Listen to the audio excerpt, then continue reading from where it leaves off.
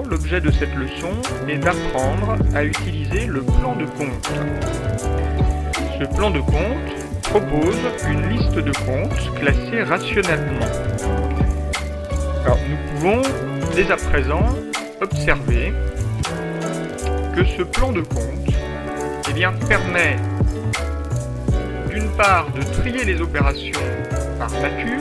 Chaque catégorie de flux se retrouve dans une classe de compte spécifique et il permet d'analyser plus précisément les opérations grâce à une codification décimale des comptes.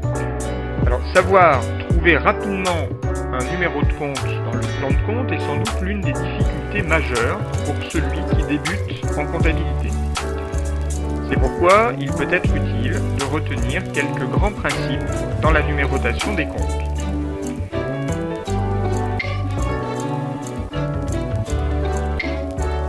Alors, le plan comptable utilise une codification décimale extensible.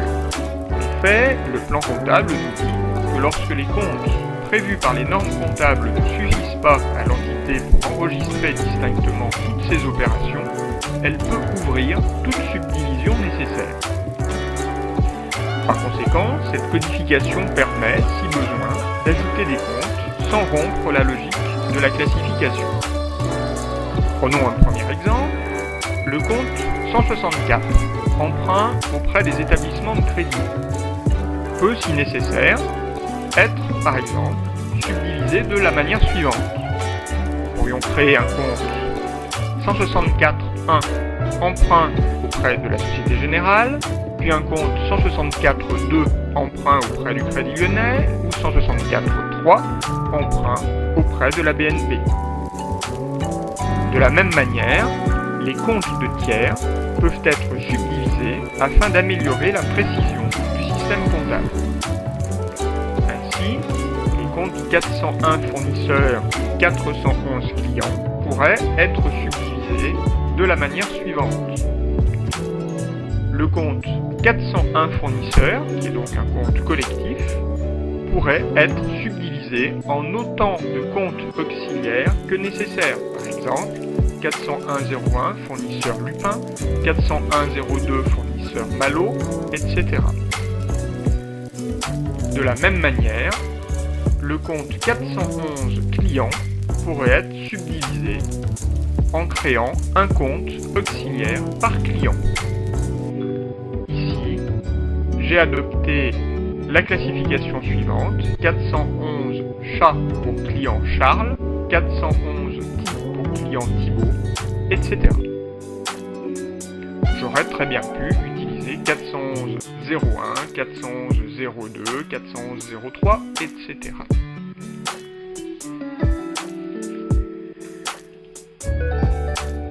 Nous avons ici un schéma qui récapitule les grands principes de classification du plan de compte. Nous retrouvons les 7 classes de comptes qui nous sont utiles en comptabilité générale, avec le type de flux qu'elles enregistrent. Ainsi, la classe 1 enregistre des flux monétaires de sortie différée long terme, la classe 2 enregistre des flux physiques d'entrée long terme et des flux monétaires d'entrée différée long terme, la classe 3 concerne les stocks, la classe 4 enregistre des flux monétaires d'entrée différée court terme, flux monétaires de sortie différée court terme, flux physiques d'entrée différée court terme et flux physiques de sortie différée court terme. La classe 5 enregistre les flux monétaires d'entrée et sortie comptant. La classe 6 enregistre les flux physiques d'entrée court terme. Et la classe 7, les flux physiques de sortie. Afin d'être efficace, il est recommandé de retenir les classifications qui nous sont données ici. Concernant la classe 2, nous pouvons remarquer que les immobilisations sont réparties en 3 grandes catégories. Les immobilisations incorporelles concernent des droits que possède l'entreprise. Les immobilisations corporelles sont des choses sur lesquelles s'exerce un droit de propriété, ce sont des biens matériels, et les immobilisations financières, qui concernent les comptes 26 et 27, sont constituées par des créances à long terme et des titres conservés durablement. Concernant les comptes de classe 6, on remarquera que les services se répartissent entre les comptes 61 et 62. Plus spécifiquement, on observera que les comptes 61 regroupent tous les services relatifs à l'outil de production, que ce soit sa location, son entretien, son assurance, etc. On notera enfin une certaine symétrie dans la numérotation des comptes de classe 6 et 7. Ainsi, les charges exceptionnelles sont enregistrés en compte 67 et les produits exceptionnels en compte 67. Les charges financières comptent 66 et les produits financiers comptent 76. On retrouve également une symétrie entre les comptes 65 et 75 qui enregistrent les autres charges et autres produits de gestion courante.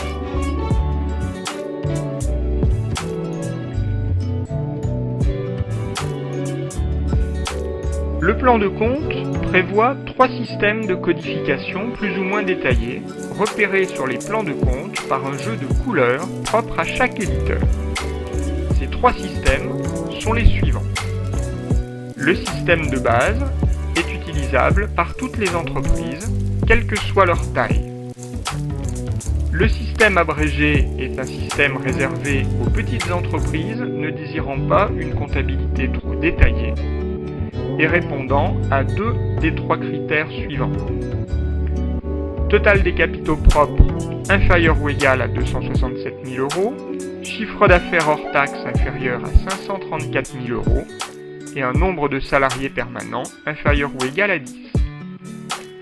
Enfin, le système développé est facultatif. Il est le système le plus détaillé et est utilisé par les entreprises souhaitant un niveau de précision plus poussé. La codification et l'intitulé des comptes du système développé ne sont qu'indicatifs.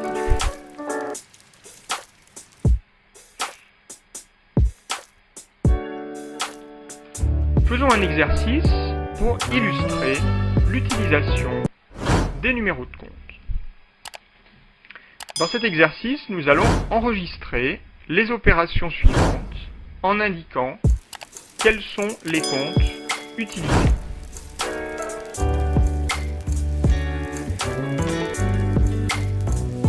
Première opération, nous achetons de l'essence pour le camion 80 €,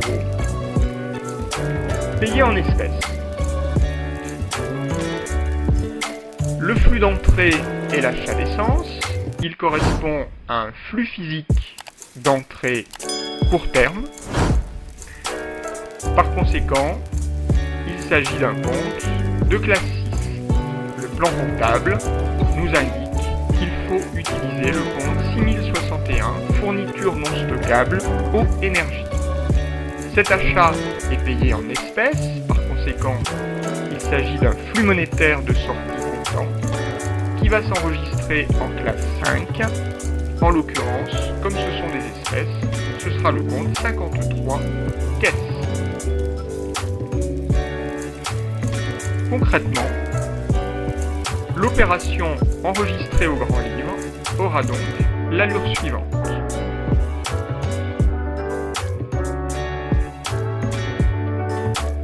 Deuxième opération, nous achetons une voiture de fonction pour le directeur, 25 000 € à crédit. Cet achat correspond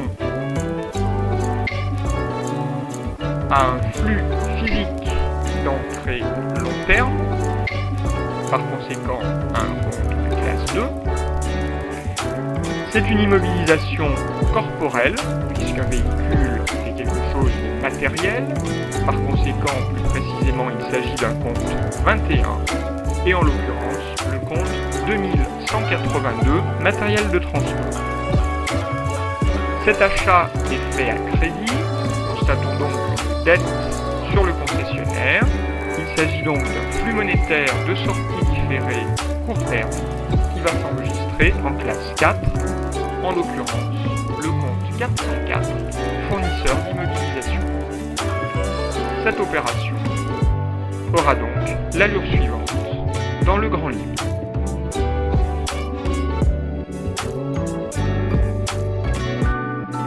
Troisième opération, nous réparons un camion chez le garagiste. Cela nous coûte 120 € que nous payons en chèque bancaire. Cette réparation dont nous bénéficions est un service. Il s'agit donc d'un flux physique d'entrée court terme qui va donc s'enregistrer en classe 6. Comme c'est un service, c'est un compte 61, en l'occurrence 615, entretien et réparation. Ce service est payé comptant en chèque bancaire. Il s'agit donc d'un flux monétaire de sortie comptant qui va s'enregistrer en classe 5. Et comme le paiement est fait par chèque bancaire, c'est le compte 512 banque. Cette opération aura donc l'allure suivante au grand livre.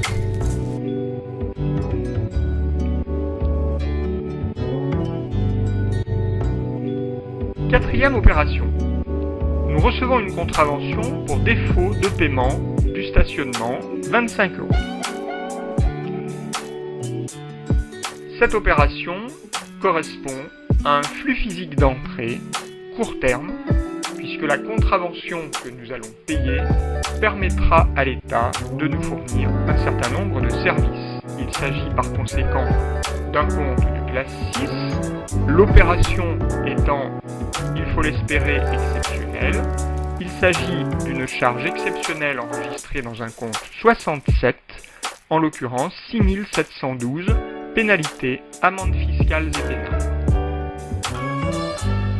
Le paiement n'intervenant pas le jour même où nous recevons la contravention, il s'agit d'un flux monétaire de sortie différée court terme qui s'enregistre en classe 4 et il s'agit d'une dette sur l'État enregistrée dans le compte 44. Par conséquent, l'opération aura l'allure suivante au grand livre.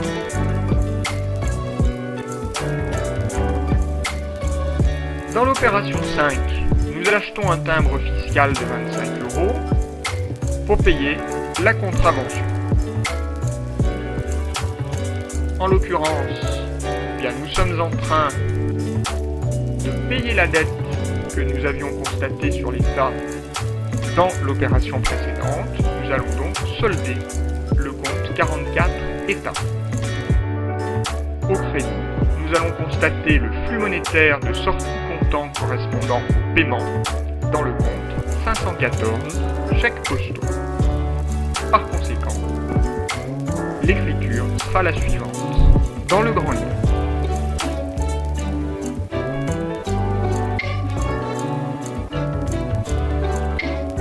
Opération numéro 6. Nous facturons des frais de transport forfaitaires à notre client l'ami, 50 € payés à crédit.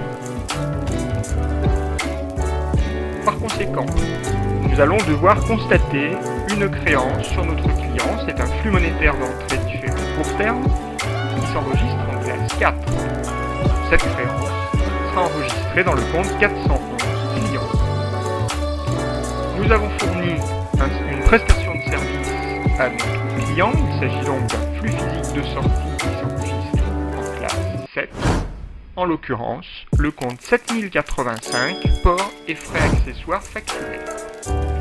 Par conséquent, l'opération aura l'allure suivante dans le grand livre.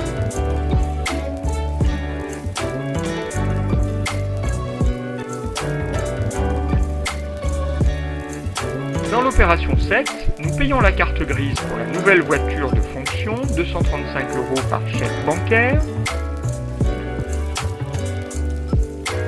Ce paiement correspond à une taxe qui rentre dans le budget de l'État. Il s'agit donc d'un flux physique d'entrée court terme, puisque l'État nous rendra, grâce à cela, un certain nombre de services. Et nous allons l'enregistrer en classe 6, plus précisément, dans un compte qui commence par 63, puisqu'il s'agit d'une taxe. Plus précisément, 63,54, droit d'enregistrement et de timbre. le paiement s'effectue par chèque bancaire. Par conséquent, le crédit ne pose pas de difficultés particulières. Il s'agit du compte 512 banque qui enregistre un flux monétaire de sortie comptant. Par conséquent, dans le grand livre, l'opération aura l'allure suivante.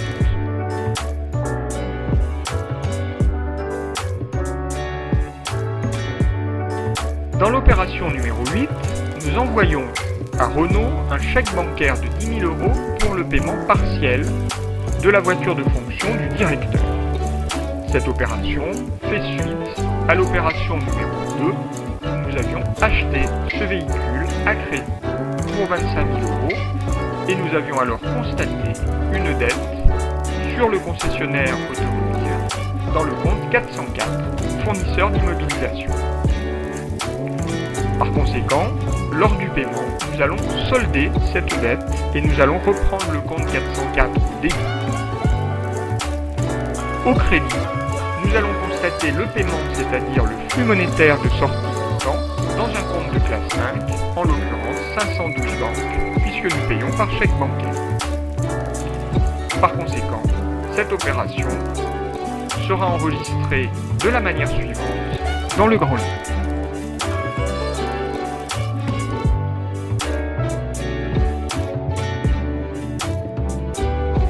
Dans l'opération numéro 9, nous réservons sur Internet un billet d'avion pour le directeur, 180 € payés par carte bancaire. Cette réservation correspond à l'achat d'un service, donc un flux physique d'entrée court terme, qui va donc s'enregistrer en classe 6 et plus précisément dans le compte 6251, voyages et déplacements. Le paiement intervenant immédiatement, il s'agit d'un flux monétaire de sortie comptant qui s'enregistrera en classe 5 dans le compte 512 banques.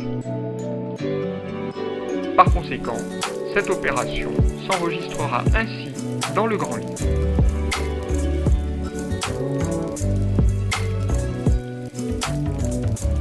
Dans l'opération numéro 10, nous achetons une vignette pour le camion, 92 € payé par chèque bancaire. Cette vignette est un flux physique d'entrée court terme correspondant à une taxe grâce à laquelle l'État pourra nous rendre un certain nombre de services. Il s'agit du compte 6354, droit d'enregistrement et de timbre. Le paiement par chèque bancaire ne pose aucune difficulté et s'enregistre dans le compte 512 banques. Voilà à quoi ressemblera notre grand livre pour cette opération.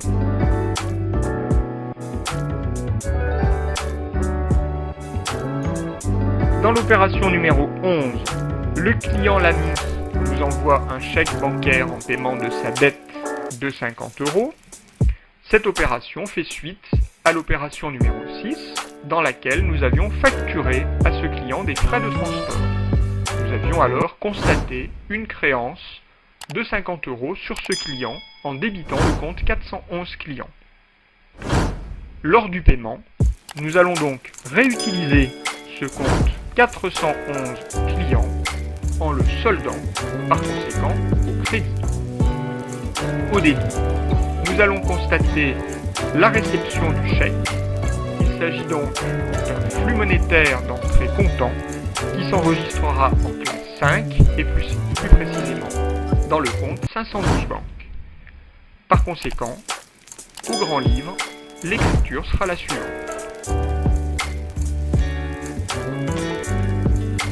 Enfin, dernière opération, paiement par chèque bancaire d'une redevance de crédit bail pour un véhicule utilisé par l'entreprise, 400 €. La redevance de crédit bail correspond à un loyer que nous allons payer pour recevoir un service. Par conséquent, notre flux d'entrée est un flux physique d'entrée court terme qui s'enregistrera en classe 6, en l'occurrence 612, redevance de crédit bail. Au crédit, nous constatons le paiement par chèque bancaire dans un compte de classe 5, en l'occurrence 512 banques. Et par conséquent, cette opération sera enregistrée de la manière suivante. Dans le grand livre,